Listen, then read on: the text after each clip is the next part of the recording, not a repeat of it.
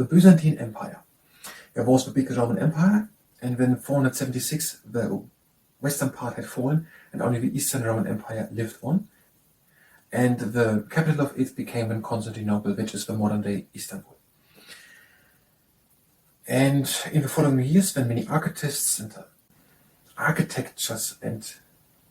artists worked and built a lot of buildings and built the city out. There was, for example, built the Hippodrome when at one time, or when under Justinian, who later built also hundreds of churches everywhere, the Hagia Sophia. The Hippodrome, it was like the Circus Maximus when in Rome, the big place where horses could run with chariots or quadrilles. Around 60,000 spectators could watch it. And it was in a more tranquil and calmer area in the center of Constantinople. Around it was more noisy with 1 million people in there. Justinian, that was an emperor there, and he had a general called Belisarius, and Belisarius then conquered Italy, and Justinian, while he was the emperor, was able that his army conquered all the region around the Mediterranean Sea again, like the Roman Empire. He was married to Theodora, and she helped him and advised him, and she helped him to have not laws which would be disadvantage to poor people or to women. And there was a lot of intrigues going on. 29 of the 88, so every third emperor was killed in intrigues of the Byzantine Empire. In 1204 there came the Crusaders, Christian Crusaders down, and they completely ransacked the city and stole all the goods. And the whole city declined. 95% less population was living there then, in 200 years later. And then in 1453, Mehmed II then conquered it. It was for a long time not conquered, so for almost 1,000 years, because they had a secret weapon, the Greek fire, in 650 invented, and it is something out of lime and sulfur, and if water is added to it, there's a chemical reaction, the fire gets greater. And it was lying on a trading route between Asia and Europe, and people were then there trading things back and forth, silk and gold, gems, and stuff like that. And Constantinople was taking tariffs on that. He said 10%. And Justinian was also described by Procopius, his secretary, as the demon incarnate. And that is according to my Scale of World History book on the pages 222 and 223. Hi, welcome. I'm trying to learn Roman Empire studies today, the Byzantine Empire, and after we've done that, we're going to do arm strength training. And if you participate in the arm strength training, then it's very honest.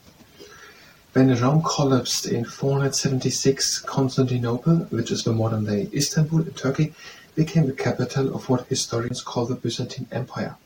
It became the center of Western civilization for the next 1,000 years.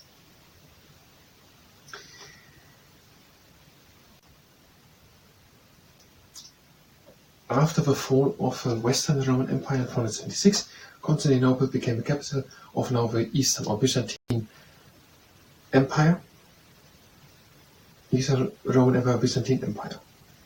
And it was a center for civilization for the next 1,000 years. In the 6 years after Constantine made Constantinople his capital, builders, architects, and artists created one of the world's most magnificent cities. Civilization, many artists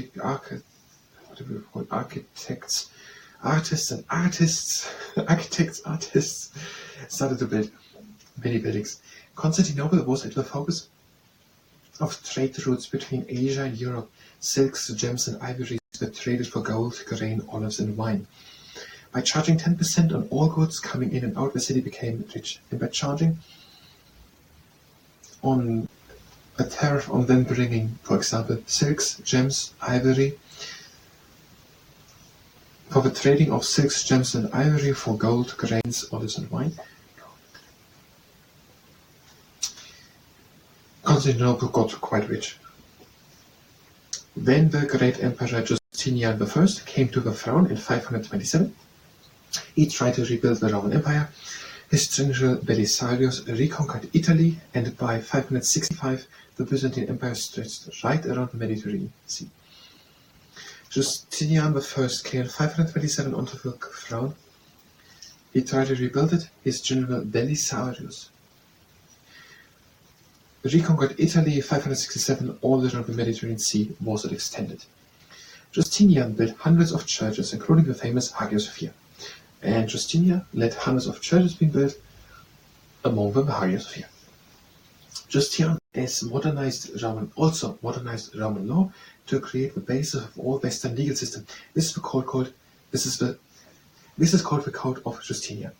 And he made the Code of Justinian, which is a modernization, reformation of the Roman law, the legal system of the Romans, and many of the Western legal systems are based a bit on that. The Byzantine Empire was under constant attack from Goths, Huns, Persians, Avars, Bulgars, Slavs, Vikings, Arabs, Berbers, Turks, Crusaders, and Normans. But it repelled attackers often with its secret weapon, Greek fire, invented in 650. This was a mix of quicklime, petrol, and sulfur, which burst into flames when it hit water.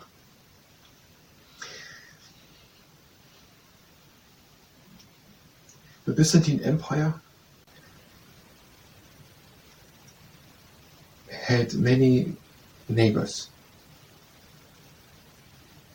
because they had attacked much and had grown to a larger size and had many neighbors. And many of them were attacking them also. For example, the Goths, the Huns, the Persians, the Avars, the Bulgars, the Slavs, the Vikings, the Arabs, the Berbers, the Turks, and the Crusaders, and Normans. In the Byzantine Empire, they had a secret weapon called Greek fire, that is quicklime petrol, and sulfur. And that burns stronger if water is added to it. Justinian I was the greatest Byzantine emperor, although his general's secretary Procoptius described him as a demon incarnate.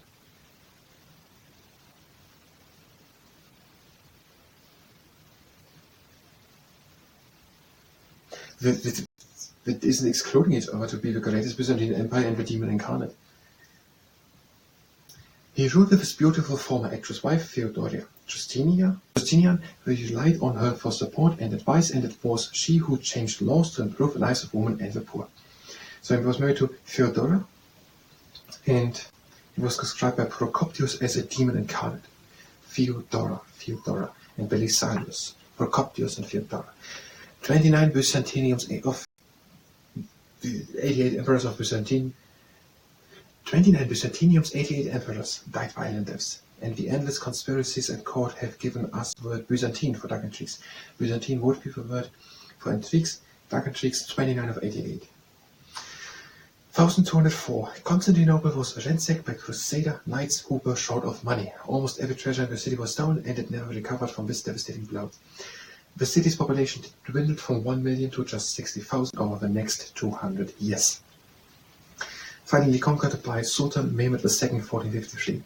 So 1204 Crusaders, Christian Crusaders, ransacked the whole city and bestole it, and stole a lot of things, from which the city never recovered and declined to just a population from 1 million down to 95% of population. Declined 95% of the population.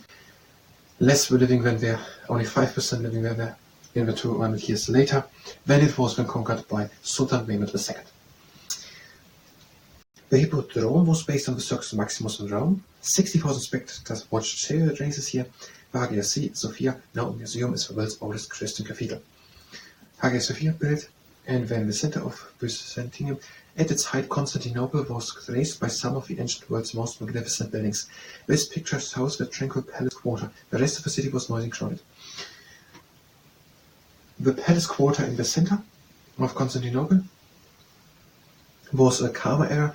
The rest was with the 1 million people living there, very noisy and crowded. There was the Hippodrome, which was like a Circus Maximus in Rome, for quadrigas to run in, for chariot races. 60,000 spectators. Okay, Hippodrome. Okay. I'm going to start this again.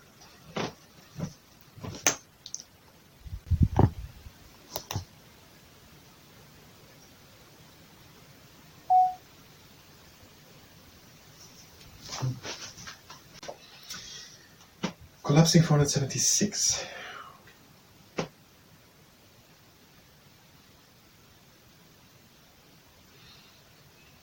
(527, 565). Court of Justinian, Theodora Preceptius Belisarius.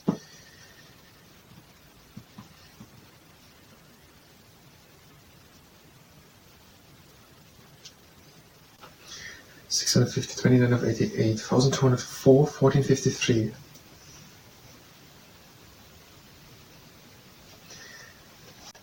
Let's have a look off like the Byzantine Empire. There was the big Roman Empire, and then 476 the western part had fallen, and only the Eastern Roman Empire lived on. And the capital of it became then Constantinople, which is the modern day Istanbul. And in the following years, when many architects and artists worked and built a lot of buildings and built the city out. There was, for example, built the Hippodrome then at one time, or when under Justinian, who later built also hundreds of churches everywhere, the Hagia Sophia. The Hippodrome, it was like the Circus Maximus when in Rome, the big place where horses could run with chariots of Rodriguez. Around 60,000 spectators could watch it. And it was in a more tranquil and calmer area in the center of Constantinople. Around it was more noisy for 1 million people in there. Justinian, that was an emperor there, and he had a general called Belisarius, and Belisarius then conquered Italy, and Justinian, while he was the emperor, was able that his army conquered all the region around the Mediterranean Sea again, like the Roman Empire. He was married to Theodora, and she helped him and advised him, and she helped him to have not laws which would be disadvantage to poor people or to women. And there was a lot of intrigues going on. 29 of the 88, so every third emperor was killed in intrigues of the Byzantine Empire. In 1204 there came the Crusaders, Christian Crusaders down, and they completely ransacked the city and stole all the goods. And the whole city declined. 95% less population was living there then, in 200 years later. And then in 1453, Mehmed II then conquered it. It was for a long time not conquered, so for almost 1,000 years, because they had a secret weapon, the Greek fire, in 650 invented, and it is something out of lime and sulfur, and if water is added to it, there's a chemical reaction, the fire gets greater. And it was lying on a trading route between Asia and Europe, and people were then there trading things back and forth, silk and gold, gems, stuff like that. And Constantinople was taking tariffs on that. He said 10%. And Justinian was also described by Procopius, his secretary, as the demon incarnate. It was according to Miles Keller's World History book on the pages 222 and 224.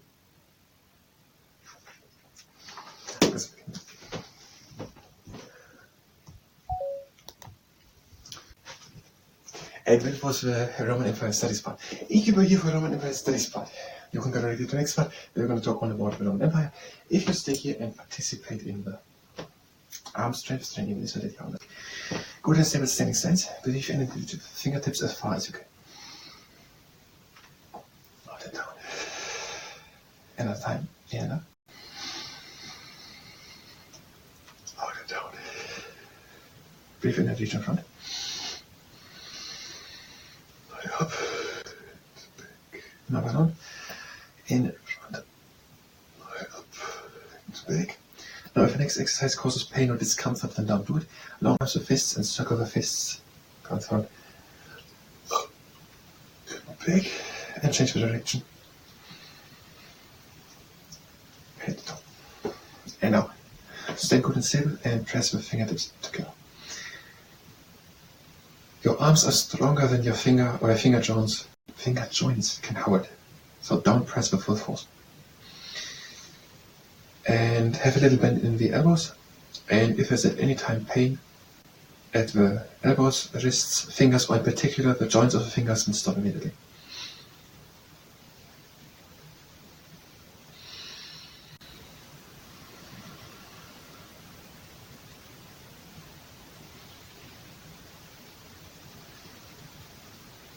And the next exercise, now with it a bit longer and closer to it. And again, if there's at any time pain at the elbows, wrists, fingertips, fingers or finger joints, then stop immediately. and full force isn't necessary.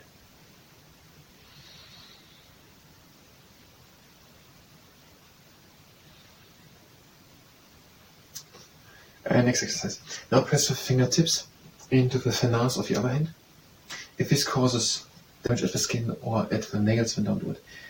Rest, like that, and then give in. If this causes discomfort at the ankles of the wrists, then don't do it. So press from the top or press with the hand into the hand.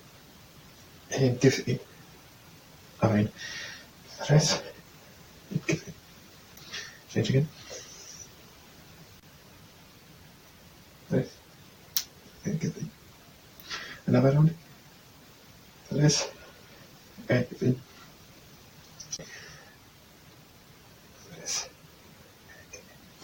And now the other way around. Press with the right hand from the bottom. And give in. Change. Press. And give in. And press. Give in. The last time. Press. One hand out and press again. And give in. Press. One more.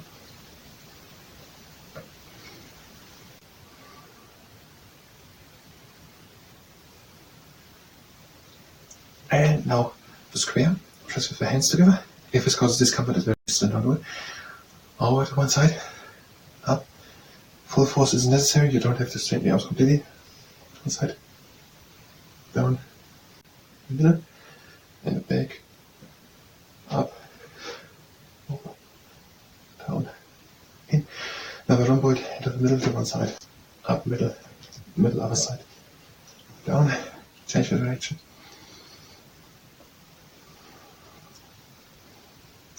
And now relax the hands. Circle the arms in front. Backwards. One arm in front. Pull the arm and shoulders down and back. Pull the arm and flap the fingers. Relax the arm. Go with back to the shoulder. To the palm to the sky. The arm in front. Pull the arm in. Shoulder down and in. Flap the fingers. Relax the arm. Go with back to the shoulder. Pull the palm in. Turn the arm. Pull the palm to the sky. And now. A blow. Go with moderate pressure over the middle part of the lower arm. And with the other hand.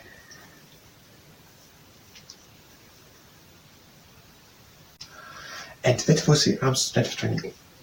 Thank you very much, and until next time.